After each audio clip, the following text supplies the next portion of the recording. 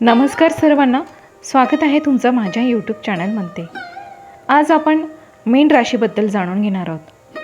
15 मार्च ते 31 मार्चपर्यंत मीन राशीसाठी हे 15 दिवस फार महत्त्वाचे आहे आणि या 15 दिवसांमध्ये काय महत्त्वपूर्ण घडामोडी घडणार आहेत आणि ह्या 15 दिवसांचं कोणतं असं भविष्य आहे ते मी आज तुम्हाला सांगणार आहे। परंतु व्हिडिओ शेवटपर्यंत जरूर ऐका, कारण की मी असा संदेश देणार आहे जे तुमचं अंतःकरण हलवून टाकणार आहे। तर त्यामुळे व्हिडिओ शेवटपर्यंत जरूर बघा। नमस्कार सर्वांना आणि जय श्री स्वामी समर्थ। तुमचं माझ्या यूट्यूब चॅनलवरती स्वागत आहे। तर मीन राशीच्या लोकांनो, एक गोष्ट प्रामाणिकपणे सांगा, कधी असं वाटतं का की तुम्ही सगळ्यांसाठी खूप करता, पण तुमचं दुःख मात्र कोणालाच दिसत नाही? कधी रात्री उशिरा एकटे बसून मनात विचार येतो का की देवा, माझ्यासाठीही काही चांगलं लिहिलं आहे का? जर तुमच्या मनात कधी असे प्रश्न आले असतील तर आजचा हा संदेश तुमच्यासाठी आहे।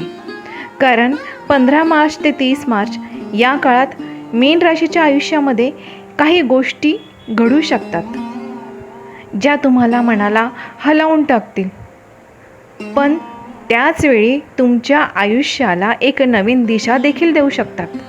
आणि म्हणूनच एक छोटंसं काम करा, कमेंट बॉक्समध्ये जय श्री स्वामी समर्थ जरूर लिहा।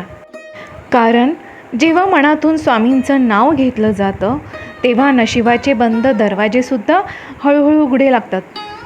आता हा संदेश शेवटपर्यंत नक्की ऐका, कारण मध्येच सोडलात तर कदाचित तुमच्यासाठी असलेला एक महत्त्वाचा संदेश तो चुकू शकतो। 15 मार्चपासून सुरू होणारा हा आठवडा मीन राशीसाठी कमी खूप भावनिक आणि विचार करायला लावणारा असणार आहे। गेल्या काही काळात तुमच्या आयुष्यात अनेक चढ उतार आले। कधी एखाद्या व्यक्तीमुळे मन दुखावलं, कधी परिस्थितीमुळे स्वतःवरच शंका आली। काही वेळा तुम्ही स्वतःला विचारलं असेल की मी इतका प्रामाणिक आहे तरी माझ्यासोबतच असं का होतं? मीन राशीच्या लोकांचं मन खूप मोठं असतं। तुम्ही दुसऱ्यांच्या दुःखात पटकन सहभागी होतात, पण जेव्हा स्वतःचं दुःख मात्र ते तुम्ही मनातच दाबून ठेवतात। आणि म्हणूनच कदाचित देव तुमची परीक्षा थोडी जास्त घेतो, कारण त्याला माहीत असतं की तुम्ही ती परीक्षा नक्कीच पार करू शकतात।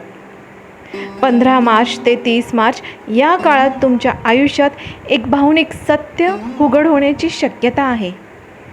कदाचित एखादी व्यक्ती ज्यावर तुम्ही खूप विश्वास ठेवला होता त्याच्याबद्दल काहीतरी तुम्हाला असं कळू शकतं जे तुमच्या मनाला थोडा धक्का देईल। पण लक्षात ठेवा, कधीकधी आयुष्य आपल्याला दुखावणारं सत्य देखील समोर आणतं, कारण तेच सत्य आपल्याला चुकीच्या लोकांपासून दूर नेण्याचं काम करतं। जर या काळात कोणाशी मतभेद झाले तर लगेच प्रतिक्रिया देऊ नका, थोडं शांत राहा, कारण काही वेळा शांतता हीच सर्वात मोठं उत्तर असतं। या आठवड्यात तुमच्या मनात भूतकाळाच्या आठवणीही पुन्हा जाग्या होतील। एखादी जुनी व्यक्ती, एखादी जुनी जागा किंवा एखादी घटना ज्यामुळे तुमच्या डोळ्यात नकळत पाणी येऊ शकतं। पण त्या आठवणींना घाबरू नका, कारण त्या आठवणी तुम्हाला एक गोष्ट सांगतात की तुम्ही खूप काही सहन केलं आहे, आणि तरीही तुम्ही उभे आहात। कामाच्या बाबतीत हा आठवडा काहींसाठी नवीन संधी देखील घेऊन येऊ शकतो। काही लोकांना अचानक एखादी चांगली बातमी मिळू शकते, कदाचित एखादा फोन येईल किंवा एखादं काम मिळेल ज्यामुळे तुमच्या मनात पुन्हा आशा निर्माण होईल। पण एक गोष्ट लक्षात ठेवा, संधी येते तेव्हा भीती वाटणं स्वाभाविकच असतं, पण जर तुम्ही भीतीमुळे मागे हटला तर कदाचित आयुष्यभर काय झालं असतं हा प्रश्न मनामध्ये राहील। म्हणूनच या काळात थोडंसं धाडस दाखवा। आर्थिक बाबतीतही हा काळ थोडासा बदल घेऊन येऊ शकतो। काही लोकांना अडकलेले पैसे परत मिळण्याची शक्यता आहे किंवा एखादं नवीन काम सुरू करण्याची कल्पना देखील तुमच्या मनामध्ये येऊ शकते। पण खर्च करताना थोडी सावधगिरी जरूर बाळगा, कारण अचानक येणारा खर्च आणि तुमच्या मनात थोडी चिंता देखील निर्माण करू शकतो. कुटुंबाच्या बाबतीत हा आठवडा थोडा भावनिक असू शकतो. कुटुंबातील एखाद्या व्यक्तीला तुमच्या आधाराची गरज भासू शकते.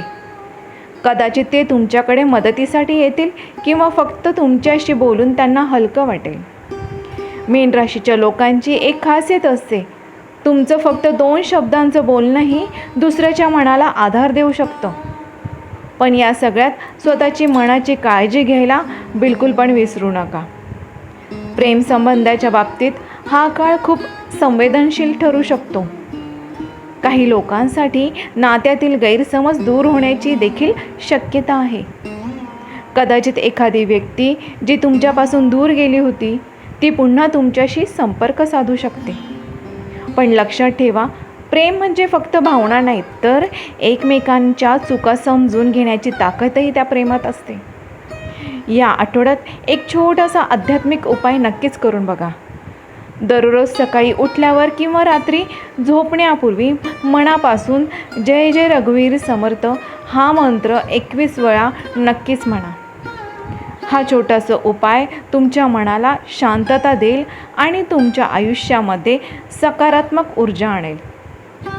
आता शेवटी एक मनापासून गोष्ट सांगायची आहे, ती म्हणजे कदाचित तुम्ही सध्या खूप थकल्यासारखे वाटत असाल. कदाचित आयुष्याच्या काही प्रसंगांनी तुम्हाला आतून खूप दुखावलं असेल. पण एक गोष्ट लक्षात ठेवा, अंधार कितीही गडद असला तरी सूर्योदय थांबत नाही. तसंच तुमच्या आयुष्यातही हा कठीण काळ कायमचा नाही. कदाचित देव तुम्हाला थोडं थांबवत आहे, कारण पुढे तो तुम्हाला जे देणार आहे ते तुमच्या कल्पनेपेक्षा देखील खूप मोठं असू शकतं. मीन राशीच्या लोकांचं मन खूप शुद्ध असतं आणि म्हणूनच देव त्यांच्या आयुष्यात उशिरा का होईना पण न्याय नक्कीच करतो. जर तुम्ही हा संदेश इथपर्यंत ऐकला असेल तर कमेंटमध्ये नक्की लिहा, स्वामी माझ्यासोबत आहे. जय श्री स्वामी समर्थ. कारण हा विश्वास ही अशी एक शक्ती आहे की जी अडचणींनाही मार्ग बनवायला भाग पाडते. आणि जर हा संदेश तुमच्या मनाला स्पर्श करून गेला असेल तर हा व्हिडिओ जास्तीत जास्त लोकांपर्यंत पोहोचवा. आणि ज्या लोकांना खूपच जास्त सध्या गरज आहे, ज्यांचं मन दुखावलेलं आहे आणि ज्यांना सकारात्मक ऊर्जा हवी आहे, त्या सर्व लोकांपर्यंत हा व्हिडिओ नक्कीच पोहोचवा. कारण की कोणाच्या आयुष्यात एक नवीन आशा निर्माण करू शकतो. तर मंडळींनो, हा व्हिडिओ इथेच समाप्त करते. आणि हो, आजचा व्हिडिओ तुम्हाला कसा वाटला?